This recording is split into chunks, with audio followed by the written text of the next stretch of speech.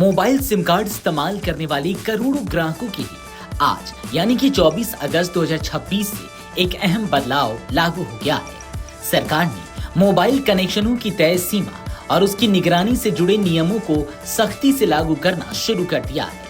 मकसद है फर्जी सिम, स्पैम, फिशिंग, वित्तीय धोखाधड़ी और साइबर अपराधों पर लगाम लगाना। लेकिन आपके लिए सवाल ये है कि इस नए नियम का आपकी जेब और मोबाइल नंबर पर क्या असर पड़ेगा। आइए सवाल जवाब में समझते हैं पूरा मामला। पहला सवाल, क्या आज से सिम रखने की सीमा बदल गई है? जवाब है नहीं। सिम रखने की मूल सीमा में कोई बदलाव नहीं हुआ है। देश के ज्यादातर हिस्सों में एक व्यक्ति अपने नाम पर अधिकतम 9 मोबाइल कनेक्शन रख सकता है। वहीं जम्मू कश्मीर, असम और उत्तर पूर्वी राज्यों में 6 कनेक्शन हैं। यह सीमा सभी टेलीकॉम कंपनियों और अलग अलग राज्यों के कनेक्शनों को मिलाकर लागू होती है। दूसरा सवाल, फिर 24 अगस्त से नया क्या लागू हुआ है? अब इस सीमा को सख्ती से लागू किया जा रहा है। नया सिम जारी करने से पहले टेलीकॉम ऑपरेटरों को यह जांचना होगा कि ग्राहक के नाम पर पहले से कितने मोबाइल कनेक्शन मौजूद हैं। अगर ग्राहक अपनी तय सीमा तक पहुंच चुका है तो उसे नया सिम जारी नहीं किया जाएगा। तीसरा सवाल, अगर मेरे पास पहले से 9 या 6 सिम हैं तो क्या होगा? अगर आपके पास सभी सिम तय कानूनी सीमा के भीतर है तो घबराने की जरूरत नहीं है। आपके मौजूदा नंबर सामान्य रूप से चलते रहेंगे। हालांकि सीमा पूरी होने के बाद आप नया सिम नहीं ले पाएंगे। नया कनेक्शन लेने के लिए पहले पुराने कनेक्शन को बंद या ट्रांसफर करना होगा। चौथा सवाल, अगर किसी के पास तय सीमा से ज्यादा सिम है तो फिर क्या होगा? ऐसे मामलों में अतिरिक्त कनेक्शनों पर कार्रवाई हो सकती है। सरकार ग्राहकों को अतिरिक्त नंबर सरेंडर, ट्रांसफर या डिस्कनेक्ट करने का विकल्प देती है। अगर ग्राहक ऐसा नहीं करता तो तय सीमा से अतिरिक्त कनेक्शनों को ब्लॉक किया जा सकता है। पांचवा सवाल, अगर आपके नाम पर पुराना लेकिन इस्तेमाल नहीं होने वाला सिम है तो फिर क्या? वह नंबर भी आपकी कुल सिम सीमा में गिना जाएगा, भले ही आप उसका इस्तेमाल नहीं कर रहे हो। इसलिए नया सिम लेने से पहले पुराने और अनावश्यक नंबरों को बंद कराना जरूरी होगा।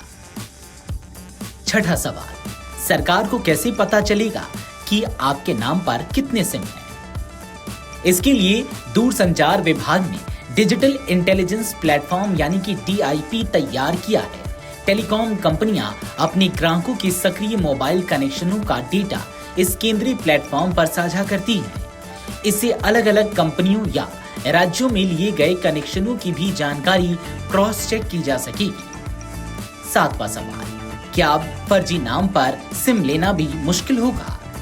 सरकार ने पहचान सत्यापन को भी मजबूत किया है। तय सीमा तक पहुंच चुके ग्राहकों के फोटो DIP पर उपलब्ध कराए जा रहे हैं और टेलीकॉम ऑपरेटरों को नए सिम आवेदन के दौरान पहचान का मिलान करना होगा। इसका उद्देश्य फर्जी पहचान और दूसरे व्यक्ति के दस्तावेजों पर सिम लेने की कोशिशों को रोकना है। आठवां सवाल, क्या नए सिम आज से ही रियल टाइम में काम करेंगे? पूरी व्यवस्था को चरणबद्ध तरीके से लागू किया जा रहा है। शुरुआती चरण में सिम एक्टिव होने के बाद भी डेटा की जांच हो सकती है। अगर तकनीकी बदलाव के दौरान गलती से तय सीमा से ज्यादा कनेक्शन सक्रिय हो जाता है तो उस अतिरिक्त कनेक्शन को अस्थायी रूप से निलंबित किया जा सकता है। 30 नवंबर के बाद व्यवस्था को रियल टाइम करने का लक्ष्य है, यानी सिम जारी और एक्टिवेट होने से पहले ही सीमा का उल्लंघन पकड़ा जा सकेगा। 9वां सवाल, सरकार सिम की संख्या पर इतनी सख्ती क्यों कर रही है? इसके पीछे सबसे बड़ी वजह साइबर अपराध और फर्जी मोबाइल कनेक्शनों पर रोक लगाना है। बड़ी संख्या में सिम का इस्तेमाल स्पैम, फिशिंग, पहचान की चोरी और वित्तीय धोखाधड़ी जैसे अपराधों में किया जा सकता है। जालसाज कई बार दूसरे लोगों की पहचान दस्तावेजों का गलत इस्तेमाल करके उनके नाम पर मोबाइल कनेक्शन हासिल कर सकते हैं। सरकार इसी तरह के सिम फ्रॉड को कम करना चाहती है। 10वां सवाल, अगर आपके नाम पर कितने सिम हैं या कैसे पता चलेगा?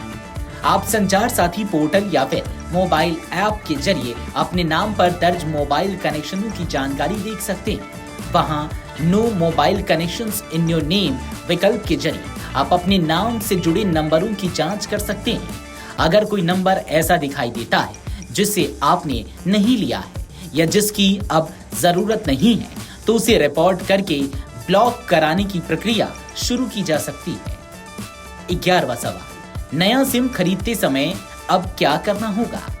नया सिम लेते समय ग्राहक को कस्टमर एप्लीकेशन फॉर्म यानी कि CAF में स्व घोषणा देनी होगी। इसमें अपने नाम पर पहले से मौजूद सभी सक्रिय मोबाइल नंबरों की जानकारी देनी होगी, चाहे वे किसी दूसरी टेलीकॉम कंपनी या किसी दूसरे राज्य में पंजीकृत हो।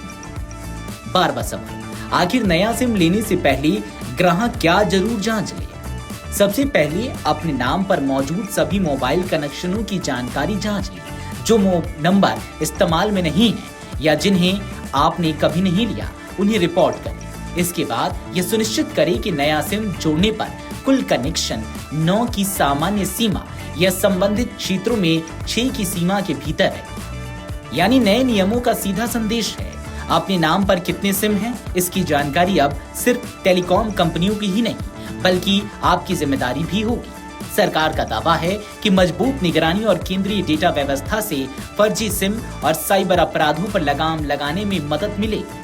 लेकिन आम ग्राहक के लिए सबसे जरूरी कदम यही है कि नया सिम लेने से पहले अपने नाम पर दर्ज पुराने नंबरों की जांच जरूर कर लें। Video desk Amar Ujala dot com. अगर आप ये वीडियो YouTube पर देख रहे हैं तो हमारे चैनल को सब्सक्राइब कर बेल आइकन दबाएं और Facebook पर देख रहे हैं तो हमारे पेज को लाइक करें। अगर आप ये वीडियो YouTube पर देख रहे हैं तो हमारे चैनल को सब्सक्राइब कर बेल आइकन दबाएं और Facebook पर देख रहे हैं तो हमारे पेज को लाइक करें।